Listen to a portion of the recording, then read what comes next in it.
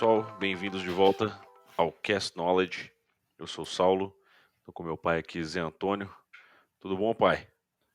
Tudo beleza, cara. E você? Tudo tranquilo? Beleza, tudo na Então tá paz. bom. Pessoal, Vamos lá, vamos. mais uma vamos- semana aí que a gente vai aos trabalhos. Agradecer mais uma vez todo mundo que vem seguindo a gente, curtindo os vídeos, engajando com o nosso canal. Muito obrigado. Lembrando que a gente está disponível no YouTube e no Spotify, por enquanto apenas em formato audiocast. Então, é isso aí. Hoje a gente vai dar sequência no que a gente estava falando na semana passada, que a gente contou meu pai contou a história de Gilgamesh e da enchente. É é a história atribuída assim à época mais antiga que fala dessa grande inundação. E como a gente trouxe na semana passada, essa história de uma grande inundação, seja de origem divina, seja de origem catastrófica, essa história ela é presente em centenas de culturas através do mundo, né? Passada na forma de folclore, tem os registros, a mitologia, e em alguns casos tem inclusive evidências para acompanhar. E aí a gente vai falar um pouquinho hoje desses mitos do dilúvio, da enchente, visto por outros povos que não os sumérios. E aí, pai, o que você tem para contar-nos? Então, olha só. Bom, primeiro eu queria agradecer ao pessoal aí por estar, né, dedicando tempo para poder escutar o que a gente tem a dizer aqui. E novamente pedir para vocês, por favor, para dar o like, se inscrever no canal, ativar o sininho de notificações aí e compartilhar o nosso canal. Isso ajuda o canal a crescer. Olha só, o que eu queria primeiro explicar uma coisa. A gente está entrando nessa questão do dilúvio, porque quando você vai falar de civilizações, mesmo se nós, né, se nós quisermos tocar em coisas mais do sobrenatural, por exemplo, igual os Anunnakis e não sei o que e tal, todas essas histórias, elas em algum ponto vão tocar nessa questão do dilúvio, da história da criação e tal. Então, a gente está só dando mais ou menos um parâmetro do que de determinadas culturas falam a respeito do dilúvio. O ponto interessante é que você tem mais de 1.500 lendas e mitos sobre uma grande inundação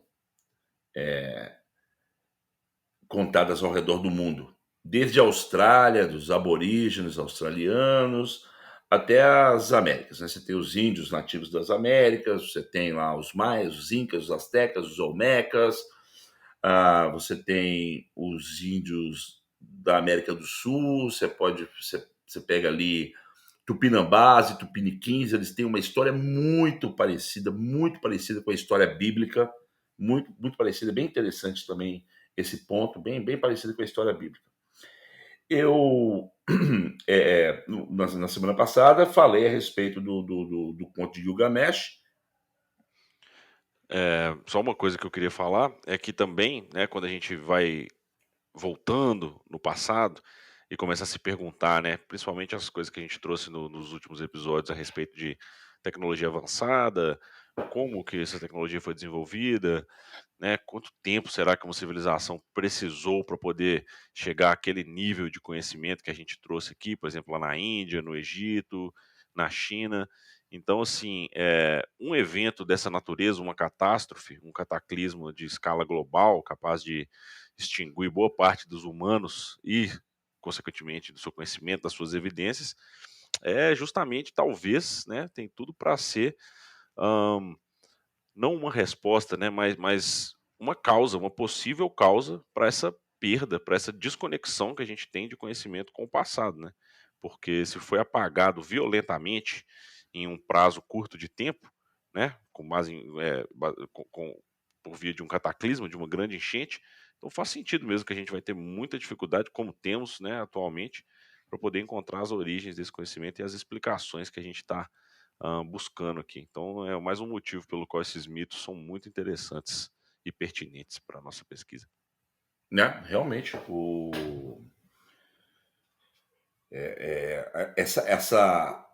essa quebra, né, Continuidade, né? exatamente, essa quebra de evolução, a quebra evolutiva das tecnologias, né? Porque se você vê que existem coisas que são inexplicáveis do ponto de vista da talhadeira de bronze e o martelinho, né? Então os caras tinham um puta conhecimento, uma puta tecnologia para construir aquilo e aquilo de uma hora para outra, pum, se Se perdeu, perde. houve uma regressão, aí você vê a E tecnologia aí você tem que posterior, começar do zero, mas a nossa tecnologia de hoje não chega lá ainda. não Nós ainda chega, não chegamos onde exatamente. os caras estavam, Exatamente. né? Então é meio maluco essa coisa. Demais. E acredita-se, né? Muitos estudiosos acreditam essa quebra de continuidade evolutiva, tecnológica, né? De evolução tecnológica, Uhum. ao, a esses cataclismos que aconteceram, igual o derretimento lá na Younger Dryas, né, que eles chamam, e isso aí causou uma ruptura, uma quebra dessa evolução tecnológica. Uhum. Ó, então, semana passada a gente falou lá do Gilgamesh, que na realidade o Gilgamesh ele conta a história, ele não é o Noé da história, Uhum. né? O Noé da história é o cara lá, o Utnapishtim. Inapistim, Aham. Inapistim, ele Utnapishtim. que é o Noé, né? Ele foi quem salvou a humanidade no barquinho dele lá, e depois ele fez um sacrifício para os deuses, né? Sacrificou um animal e ele e a mulher dele ganharam a imortalidade, né? Quando Gilgamesh foi lá conversar com ele, já tinha milhares de anos que tinha acontecido a questão Ele já estava imortal, né? ele já estava imortal, já era um velho, imortal, mas velho. Eu não sei por que o cara envelheceu sendo imortal, né? Mas tudo bem. Aí o que acontece? Tem dois mitos que são super interessantes, assim, que eu acho são bem diferentes, mas são muito legais. Um é como que a mitologia grega coloca essa questão do dilúvio, né? A mitologia grega ela fala o seguinte, que tinha um rei arcádio chamado Lycaon, uma coisa, perdoem aí minha pronúncia, né? Lycaon. E ele tenta fazer uma oferenda de um sacrifício humano, de uma criança, de um menino, para Zeus. Aí Zeus fica furioso e pega para punir Lycaon, ele transforma Lycaon num lobo. E aí o que acontece? Zeus parou para pensar e falou: pô, esse cara tá querendo matar uma criança para oferecer para mim? É sinal que a humanidade, não, os caras já perderam a noção das coisas, né? Então, o jeito é, tá, eles são insubordinados, os caras perderam respeito entre eles e tal, e o jeito que tem aqui é acabar com esse povo. Aí o que ele faz, cara? Ele vai, chama Poseidon, que era o deus dos mares, e fala: ó, você vai inundar a terra, porque eu quero acabar com os humanos. Vamos acabar com os humanos, que eles já passaram dos limites e tal. Poseidon vai e aceita o pedido de Zeus. Zeus era irmão dele, os dois eram irmãos. Aí Poseidon pega e fala: tudo bem, vai lá e pá, bate o cajado dele no chão e começa a sair jatos de água e começa a inundar tudo. Só que aí os deuses estavam lá num conselho reunidos, e eles falaram: pô, vai destruir a humanidade, beleza, mas aí o que será dessa terra imensa, vazia, sem ninguém habitando? Quem é que vai fazer oferendas aos deuses? Quem é que vai adorar os deuses? O que vai ser de nós se nós não tivermos os humanos para nos adorar e para habitar a terra? Aí, cara, o que aconteceu? Uma deusa chamada Atena, ela vai e convence Zeus a fazer só um reinício da humanidade. Então, ao invés de ele destruir, ela conseguiu convencê-lo que ele teria que reiniciar a humanidade. E aí, Zeus concorda com o pedido dela e salva um casal chamado Deucalion, o cara Deucalion, e a mulher chamada Pira. Uhum. O Deucalion e a Pira construíram um barco também Uhum. e ficaram durante 40 dias, se não me falha a memória, foram 40 dias no caso dos romanos também, dos gregos. Ficaram à deriva dentro desse barco até que as águas baixaram. E aí eles passaram praticamente boa parte da vida deles procurando por sobreviventes dessa inundação de cidade em cidade. E não encontravam ninguém. E quando eles já estavam velhos, eles decidiram visitar o templo de Temos, ou que sobrou do templo de Temos, que era na época o deus da justiça. E aí eles lá de uma estátua de Temos, um oráculo, e eles rezando, pedindo para que Temos explicasse para eles o que eles deveriam fazer para poder repovoar a terra, né? E aí eles, através de um sonho, Pira recebe uma mensagem do oráculo falando que eles tinham que pegar os ossos das avós deles e jogar para trás por cima dos ombros. Aí a Pira pegou e falou: pô, primeiro que isso é um desrespeito com os nossos antepassados, né? E outra que, como é que eu vou chegar onde minha avó está enterrada para desenterrar, tirar os ossos e tal? Só que o que aconteceu? O Deucalion pegou e falou: não, você não entendeu a mensagem. Ele interpretou o sonho dela de uma forma diferente. Ele falou: bom, a avó de todos, de toda a criação, é a terra, e os ossos são as pedras. Oh. Então nós temos que jogar as pedras para trás, por cima dos nossos ombros, para poder repovoar a terra. E aí o que Uhum. aconteceu? Eles começaram a pegar pedras, eles jogavam a pedra para trás, por cima do ombro, aonde a pedra caía, surgiu uma estátua de pedra. E essa estátua, ela tomava vida. E foi assim que eles Repovoaram a terra. repovoaram a terra. As pedras que o Deucalion jogava viravam seres do sexo masculino, e as pedras que Pira jogava viravam seres do sexo feminino. Uhum. E aí eles conseguiram repovoar a terra através disso. Legal, interessante. Mas, de novo, é aquela história, né? Os seres humanos, eles deixaram de ser obedientes e tementes aos deuses, Uhum. eles se rebelaram, eles começaram a agir de uma forma não correta, e aí os deuses decidem dar uma zerada na existência dos caras. Uhum. Um outro conto sobre uma grande inundação é o conto, uma das lendas contadas na China, uma vez que existem mais de um. Mas essa lenda, ela fala o seguinte, que mais ou menos 2.400 anos antes da nossa era, aconteceu uma grande inundação. E quando essa inundação começou, quando as águas começaram a subir violentamente, um imperador chamado Ji Yao, esse Ji Yao, ele foi no topo do monte chamado Monte Qilin,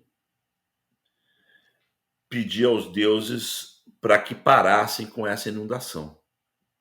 E aí ele recebeu uma mensagem que dizia que aquilo ali era uma coisa que já estava predestinada a acontecer e só iria poder ser parada depois de 20 anos por uma pessoa chamada Hu Lo.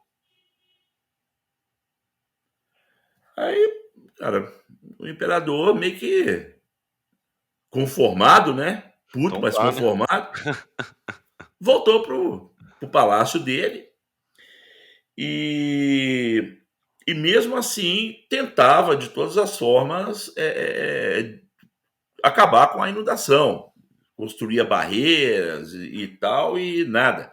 E interessante que essa história acontece no Rio Amarelo. O Rio Uhum. Amarelo foi que inundou. E aí, ah, um belo dia lá, uma mulher que não é citado o nome, ela tem um sonho e ela sonhou que um cara chamado Yu, Saint Yu disse para ela que ele, esse santo Saint Yu, tinha a missão de controlar a inundação e que ele se manifestaria em forma humana através de uma gravidez dessa mulher. A mulher não entendeu muito a conversa e tal, mas o que aconteceu? Meses depois ela fica grávida, 13 meses depois nasce o Ruló, que é o mesmo Hum. cara que o Deus tinha falado para o imperador lá. Ganhou o nome de Ruló. E o que acontece? O Ruló, né, quando era criança e tal, sempre viu o pai dele sair para ir trabalhar, para poder tentar parar essa inundação e tal, construindo barreiras e não sei o que lá. E aí, quando o Ruló já estava mais velho um pouco, ele foi com o pai dele. E ele viu que o pai dele tinha construído, eles tinham construído uma barragem gigantesca. Só que essa barragem, ela, essa barragem, ela estourou. E aí Ruló, vendo o desespero do povo, né? Ele lá meditando, ele recebe a visita de um mestre taoísta chamado Yu Hunzi. Esse mestre taoísta, esse Yu Hunzi, falou para o Ruló o seguinte, que essa inundação ela só poderia ser controlada por aquele que tivesse o conhecimento de como se comunicar com os deuses. E aí o que aconteceu? Ele ensinou o Ruló como meditar e se comunicar com os deuses. Só Uhum. que esse mestre taoísta provavelmente não sabia que o Ruló era a encarnação de um deus, né? E que ele não poderia brigar com as águas, ele teria que seguir o curso da água se ele quisesse controlar a inundação. E aí isso tudo fez sentido, porque o Ruló falou: pô, construir barragem é você brigar contra o curso das águas. O negócio é construir canais, então, né? Exatamente o que ele fez. Ele Hum. passou 13 anos da vida dele, depois dessa conversa com esse mestre taoísta, depois que ele aprendeu a meditar e se comunicar com os deuses, ele passou 13 anos da vida dele viajando pela região, pela China, é, medindo elevação, estudando a geografia do local, para construir canais de irrigação que desviavam a água para o próprio uso deles mesmos. Interessante, hein? E aí, o imperador ficou tão agradecido a ele, e esse imperador ele não teve filhos, ele ficou tão agradecido que ele passou o reino para o Ruló. O Ó, Ruló, depois que o imperador morreu, o Ruló passou a reinar ali na região. E o que acontece? Essa semana saiu uma reportagem na revista super interessante aí do Brasil, uhum. aonde os arqueólogos descobriram uma cidade de 4.000 anos na região do Rio Amarelo, com canais para evitar enchentes. Ó, que legal, cara. Essa semana? Essa semana Pô, que legal, cara. saiu na Super Interessante. É uma cidade, 4.000 anos, então 2.000 anos antes da nossa era, esse conto diz que mais ou menos 2.400 anos antes da nossa era foi quando aconteceu a inundação lá. Então, quer dizer, essa cidade tem mais ou menos, mas é mais ou menos dessa época, e ela possui canais de drenagem para evitar grandes inundações. Hum, Vários canais, de cerâmica, inclusive. de cerâmica? De Uau, cerâmica. interessante demais. Interessante pra caramba isso, né? É, muito. Então, assim, essas são as duas histórias assim, que eu achei mais interessantes. A gente tem, né, igual eu falei, dos Tupinambás e dos Tupiniquins, eles falam, mas a história deles é muito, muito parecida com o que diz a Bíblia, bem parecida com isso.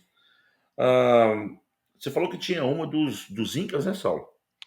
Similar também, mais ou menos na mesma linha do que acreditavam os gregos, né, e os sumérios também, o que está na Bíblia, mais ou menos uma punição para a humanidade por estarem sendo seres ruins, né, seres podres, segundo a visão dos deuses, desobedientes, desconectados de Deus, em pecado, na linguagem bíblica.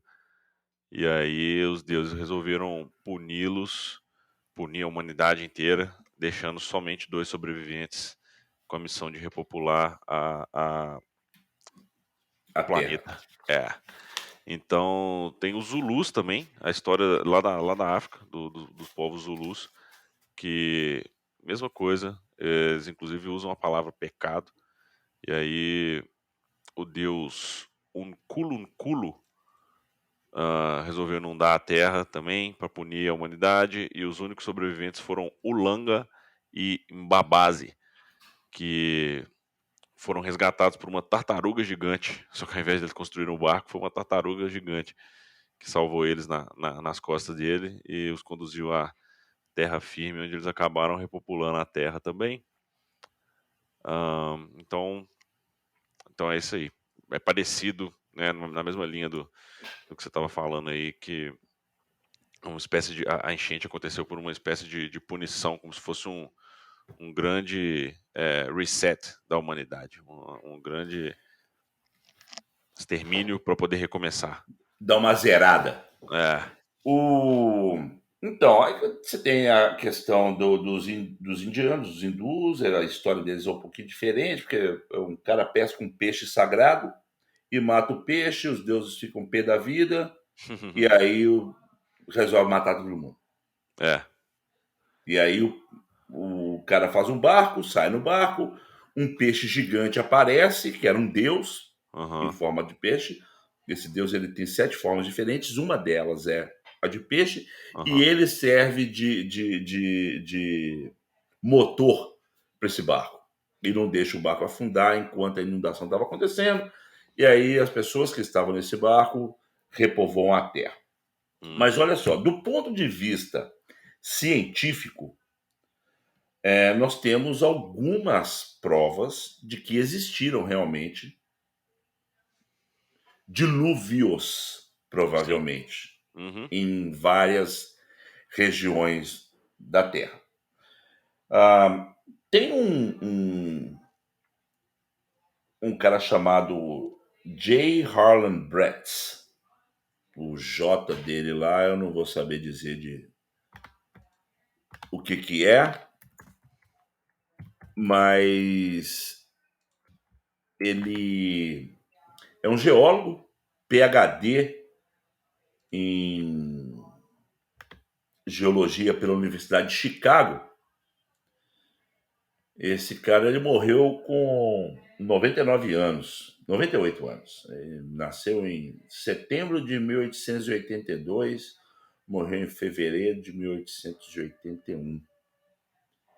E Joseph Bratz, Joseph Harlan Bratz. E ele fala o seguinte, que na região ali onde é Montana, no norte dos Estados Unidos, ali na divisa com o Canadá, Montana, Washington ali, né? na época da era glacial, existia um lago chamado Lago Missoula. Uhum. Esse lago, ele tinha mais ou menos 8.000 quilômetros quadrados. A profundidade dele podia chegar até a 600 metros de profundidade da parte mais profunda. E o que aconteceu? Com o esse lago, ele, durante a era glacial, ele ficou praticamente todo congelado. Quando começou o derretimento, final da era glacial, é, as fronteiras desse lago, que suportava a água, não aguentou a força da água e ele arrebentou. Diz que esse estrondo pode ter sido escutado praticamente nos Estados Unidos todo, tamanho barulho. É, continental, o E o que barulho. acontece? Eles falam que esse lago ele liberou mais ou menos 20 milhões de quilômetros cúbicos de água por hora. Não dá nem pra imaginar esse número. Foi uma coisa absurda que, assim, em questão de semanas, causou a criação de canyons e um monte de coisas. E o que acontece é que existem provas geológicas a respeito disso. Sim, Evidências geológicas muito difíceis de serem refutadas. contraditas, É verdade, refutadas, é verdade. né? Então, e essa questão do Lago Missula, ela bate mais ou menos com os contos da inundação que os índios norte-americanos contam. É interessante, a gente vai listar na nossa playlist aí, que, né, vocês já conhecem. Tem um vídeo da PBS, onde eles mostram bem esse evento Para quem não do. conhece, PBS é uma rede de televisão que tem nos Estados Unidos que ela é pública e ela é sustentada através de doações e tal. Então, ela é independente, não tem fins lucrativos nenhum e bem voltado para essa questão científica. Eles têm muitas coisas na área científica, muita coisa na área de tecnologia e tal. É bem interessante. É um canal muito bom e, se não me engano, no Brasil, para quem tem o tal do Pluto, consegue assistir. Pluto. Então, a gente vai listar um vídeo muito bacana deles, um pequeno documentário, mais ou menos 15 minutos, dá para assistir tranquilo, onde eles mostram as evidências geológicas dessa enchente lá no estado de Montana e Washington, ali no noroeste americano. Tem também um outro vídeo que a gente vai listar, que é de um geólogo chamado Randall Carlson. Ele também mostra um pouquinho do quão violenta foi essa enchente na, na rocha, né? Então você vê hoje canyons e pequenos rios e certas características do relevo dessas montanhas e desses canyons que, quando você compara, por exemplo, com o que tem lá em Marte hoje, né? Porque hoje a gente já sabe que tinha água corrente em Marte. Como que a gente sabe? Porque as características geológicas do fundo de um rio, por exemplo, do fundo de um lago, elas são muito distintas de uma parte de uma planície seca. Então dá para ver facilmente onde houve deslocamento de água, e quanto maior esse deslocamento, maior vai ser a impressão no solo. Então dá para ver muito nitidamente marcas dessa enchente que aconteceu, né? E por que que ela atingiu os Estados Unidos ali, essa parte ali, mais intensamente, né? Ou pelo menos de forma tão evidente. E isso daí, na época da última era do gelo, ah, as calotas polares da Terra eram muito grandes, muito grandes. Então, a parte que cobria o que hoje é o Canadá e os Estados Unidos era o maior desses blocos de gelo. Então, chamava de. ahn, tem um nome diferente, mas não é bem placa canadense, não. Peraí que eu vou achar o nome e vou falar para vocês. Ahn, Placa Cordilheira, placa Laurentide, Cordilleran, é em inglês a palavra, não sei como falar isso em português. É uma placa de gelo que ela tampava praticamente o Canadá e o Alasca inteiro, e ela era ligada nessa outra placa chamada Laurentide, que fica mais para leste. Mas assim, basicamente o Canadá inteiro e a parte norte dos Estados Unidos eram cobertos nos pontos mais altos até 2, 3 milhas de gelo. Então esses calotas polares, assim, a era do gelo na Terra era realmente uma era do gelo, porque essas calotas polares, você imagina, até na altura do Canadá ali, praticamente como se desse uma volta na Terra, só que mais concentrado do lado da América, né, lá na Europa, na Escandinávia, na Sibéria também haviam grandes blocos, só que era bem mais concentrado do lado de cá, ali onde é o Canadá, Alasca e o pedaço da Groenlândia. Era muito gelo, muito, muito, muito gelo. Tinha no sul também a Antártida e a Patagônia, mas lá em cima era maior concentração. Então, assim, quando derreteu esse gelo, a quantidade de água que praticamente imagina um bloco de gelo do tamanho do Canadá derretendo. Assim, é uma enchente de proporções inimagináveis. Isso fica bem claro nesse documentário que a gente assistiu. Eles mostram, né? Tem uns visuais, tem umas animações, inclusive, para tentar dar uma dimensão do que foi essa enchente.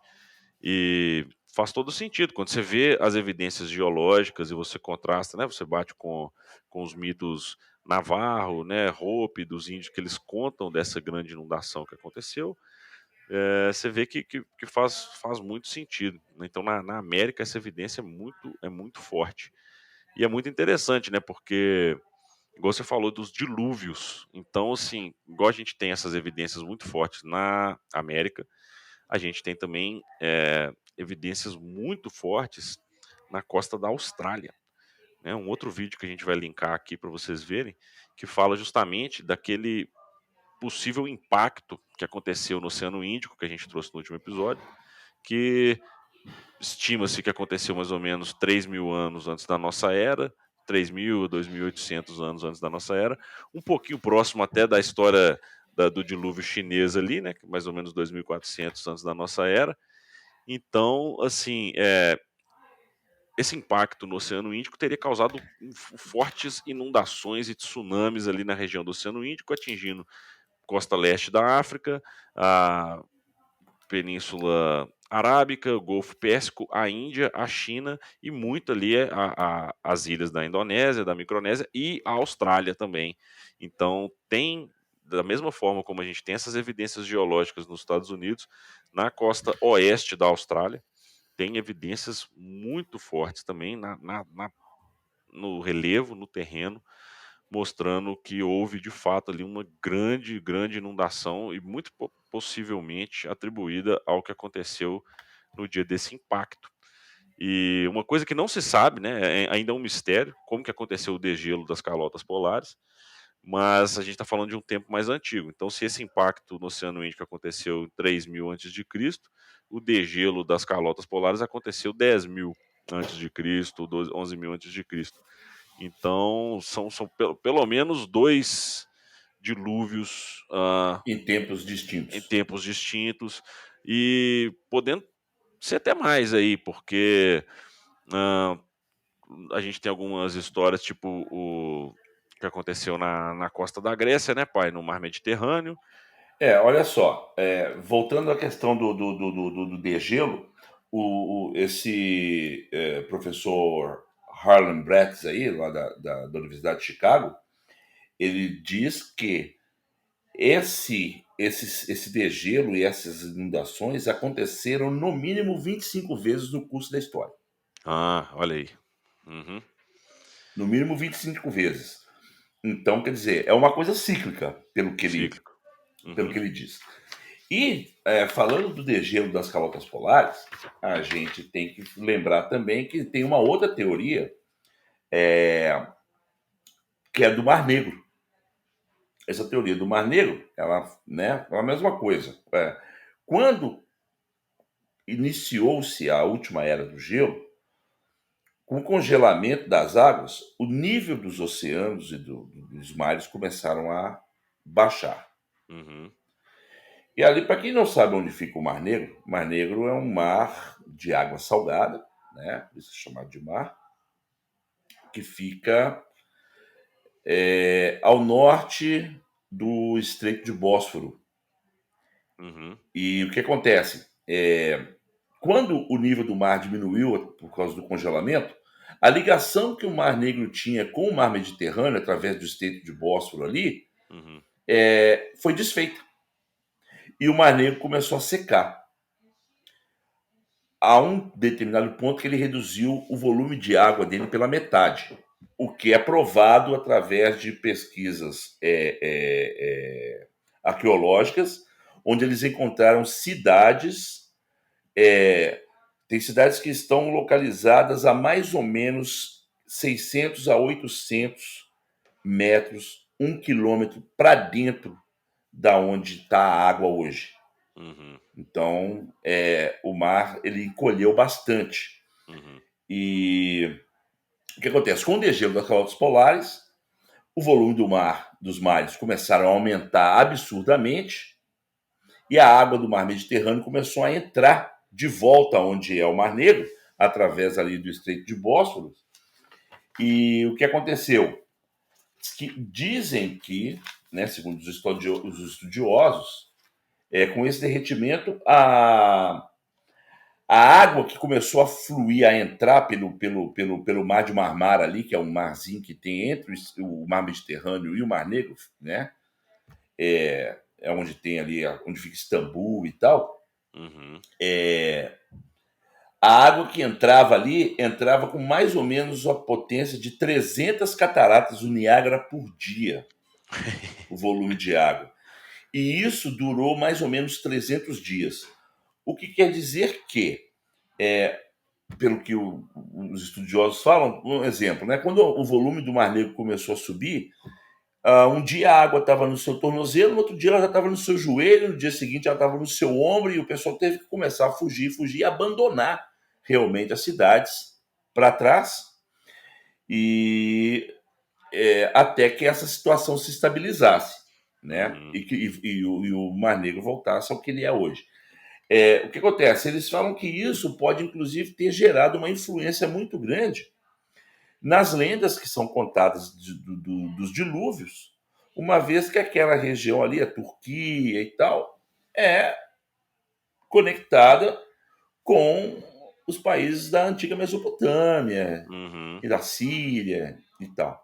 Então Uhum. essas histórias passadas oralmente, elas chegaram nesses lugares. Se E você for pensar, houve um êxodo, né, de pessoas também. As pessoas deviam com chegar certeza. E, com inclusive, imagina, você tudo. está fugindo de uma inundação. Você vai É, chegar na outra cidade, onde você resolveu morar, você vai falar, pô, os deuses ficaram pé da vida lá, meu, mandaram água, inundou tudo, a gente não sabe de onde vem, né? exatamente, exatamente. E Faz aí, sentido isso. eles dizem que isso foi no final da Era do Gelo. Então, Uhum. vamos colocar isso aí mais ou menos 10 mil anos antes da nossa era, 12 mil por aí.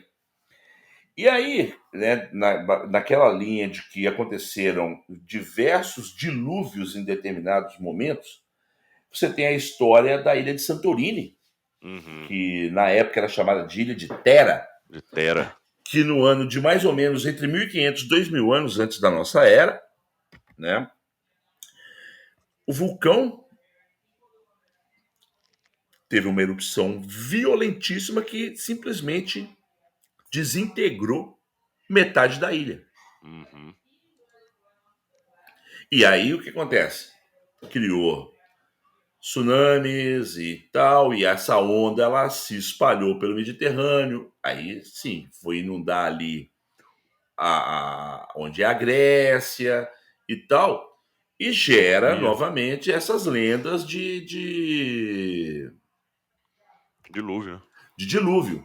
né? E o que acontece? Dizem que essa erupção vulcânica de Santorini, da ilha de Tera, ela foi mais violenta ainda do que a evolução, a Erupção. erupção, desculpa, a erupção do vulcão em Pompeia. Uhum. E aconteceu mais ou menos 1.600 anos antes de Pompeia. E para a gente quantificar como foi violenta essa erupção em Pompeia, quando o vulcão entrou em erupção, tinham pessoas que estavam comendo, elas morreram com um prato na mão. Né? E foram cobertas de cinza e ficaram meio que petrificadas com um prato na mão. De pessoas em várias posições que morreram em questão de segundos, pelo que dizem. É loucura, né? Então, é um negócio muito interessante como que essas inundações e esses acontecimentos geológicos e tal, eles podem ter influenciado nas histórias contadas, né? Pelos povos. E assim, a gente não precisa ir tão longe. Se você vê em 1883, aconteceu a última erupção, que foi a erupção mais potente que aconteceu nos últimos 200 anos, né? Em tempo recente, que foi a da ilha de Krakatoa, o vulcão de Krakatoa na Indonésia. A erupção foi tão poderosa que ela foi ouvida a 3.100 quilômetros de distância da explosão, lá na Austrália. E na África, nas Ilhas Maurício, a 4.800 quilômetros de distância, 4.800 quilômetros de distância, o pessoal escutou a explosão do vulcão Krakatoa. E foi uma explosão que explodiu também uma boa parte da ilha.